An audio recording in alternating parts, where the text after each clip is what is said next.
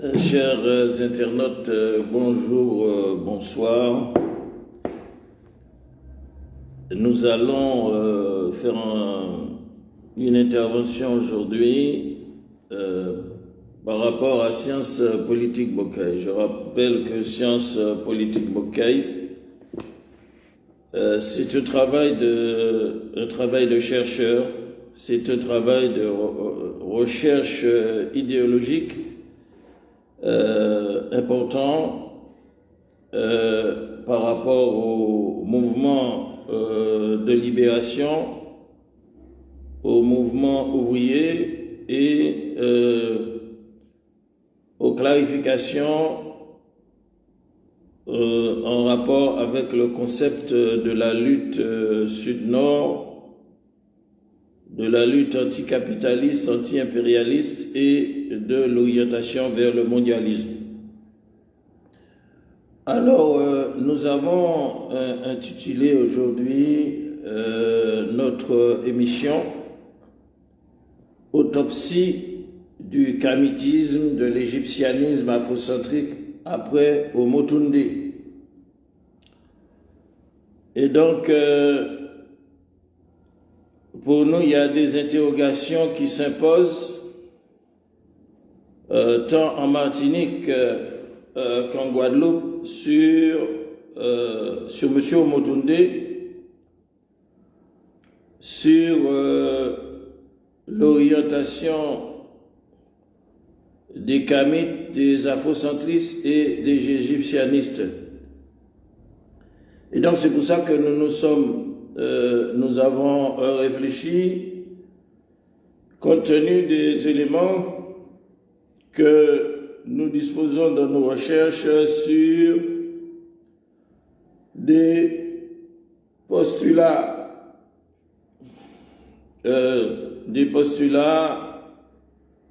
de Kovo Omotunde, non seulement concernant le pourquoi il veut changer le drapeau de l'UPLG qui symbolise le mouvement ouvrier, le mouvement prolétarien, le mouvement de libération guadeloupéen. Donc cela nous intéresse aussi en Martinique parce que il y a des éléments aussi qui travaillent pour supplanter le mouvement prolétarien, le mouvement ouvrier, sur les mêmes orientations raciales, on va dire racialistes. Alors en même temps, nous allons essayer de répondre pourquoi aussi que Kovo Omotunde veut instaurer le royaume de Kemet. Tout ça, ce sont ses positions. Il veut instaurer le royaume de Kemet. Et donc, lorsqu'il dit cela, il dit cela dans notre espace martiniquais, guadeloupéen, guyanais, où nous, en tant que peuple sans État, colonisé, nous voulons instaurer des sociétés justes par rapport à l'équilibre que sous-tend l'égalité, la liberté, de bouleversement. Et donc, ces deux éléments-là, nous voulons insister là-dessus parce que nous ne sommes pas des populistes, nous sommes des idéologues. Nous avons des coupures. Donc, nous disons que nous ne sommes pas des populistes parce que nous avons connu le populisme avec Hitler, avec Mussolini, avec Mazzani en Italie, qui étaient les porteurs d'idéologie raciste, c'est le système. Donc, nous ne sommes pas des populistes et nous connaissons dans l'histoire du développement des idéologies fascistes, le rôle du populisme hitlérien, mussolinien, de Mazzini en Italie, etc. Nous sommes, nous, des qui suppose que suppose que c'est avec la tête froide que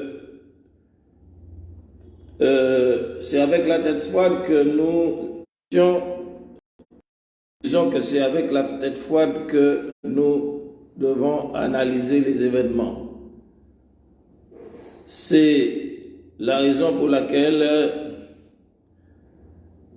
nous abordons ce sujet d'aujourd'hui dans ce domaine de déviance, ce phénomène de déviance du kamitisme.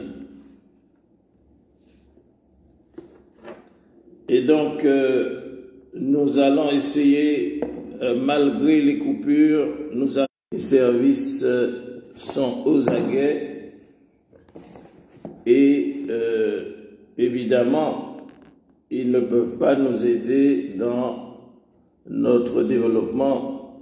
Ils ne peuvent que tenter de nous, de nous censurer, mais nous essayons d'assumer notre responsabilité. Alors, lorsque nous avons affaire avec l'impérialisme, il faut savoir que l'impérialisme dispose des agences, on va dire, de diversion, pour ne pas dire de diversion. Et concernant le mouvement prolétarien, le mouvement ouvrier, que ce soit aux États-Unis ou dans les dernières colonies, il y a eu des manœuvres de diversion des agences impérialistes, des manœuvres très, très sauvages. Par exemple, aux États-Unis, à l'époque du mouvement prolétarien anticapitaliste des Black Panthers, qui ont été criminalisés, qui ont été réprimés, qui ont été arrêtés, et finalement, les services, on va dire, les agences impérialistes vont utiliser la drogue contre le mouvement prolétarien aux États-Unis et ils vont utiliser aussi la répression. En ce qui concerne le mouvement, les stratégies d'attaque contre le mouvement ouvrier, qu'il s'agisse en Martinique, en Guadeloupe, en Guyane, à la même époque où sévissait la répression sur les mouvements prolétariens, des Panthères noirs, des différents mouvements de protestation civique, eh bien, il faut se rappeler qu'à la Martinique, il y avait des mouvements intenses dans la même période avec décembre 59, avec l'OJAM, avec des soulèvements de masse, avec des soulèvements étudiants, et que la même procédure des agences impérialistes, eh bien, elle agissait, par exemple, pour prévenir la contestation prolétarienne, la contestation ouvrière. Eh bien, ces agences impérialistes, ils vont créer un ministère de l'immigration de ce qu'ils appellent les territoires d'outre-mer pour que s'organisent des déportations volontaires de nos ressortissants vers la France métropolitaine. C'était une manière pour ces agences de s'attaquer aux mouvement prolétarien, au mouvement ouvrier pour le dépouiller de ses forces vives de la jeunesse.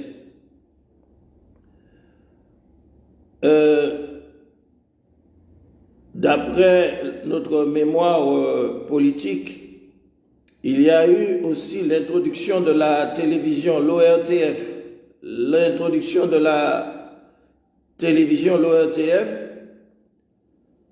pour déconnecter les masses populaires du quotidien, de la paupérisation, de l'oppression, et à ce moment,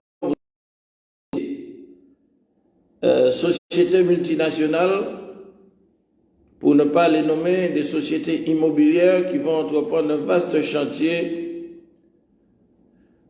pour transformer le paysage martiniquais, guadeloupéen, en immeubles, de grands immobiliers où les masses seront entassées. Et en fin de compte, ces agences impérialistes vont travailler sur la jeunesse. Une jeunesse la jeunesse non expérimentée. Cette jeunesse sera victime d'un traitement. Cette jeunesse sera victime, peut-être que certains sont conscients, d'autres non. La jeunesse sera victime d'un traitement durable, un traitement qui va s'échelonner sur plusieurs étapes. Le phénomène a commencé, le phénomène de traitement, on peut donner un exemple. À chaque fois que l'impérialisme s'introduit dans une société pour un certain nombre d'années, elle crée un phénomène de dissidence. C'est normal, parce que on peut prendre un exemple pour l'Algérie. Les Algériens ont été colonisés pendant 130 ans, mais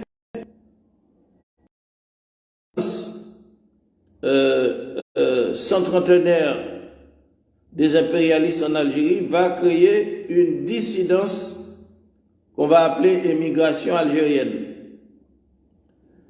Nous donnons un exemple à Cuba. Lorsque Cuba va réaliser sa révolution, la présence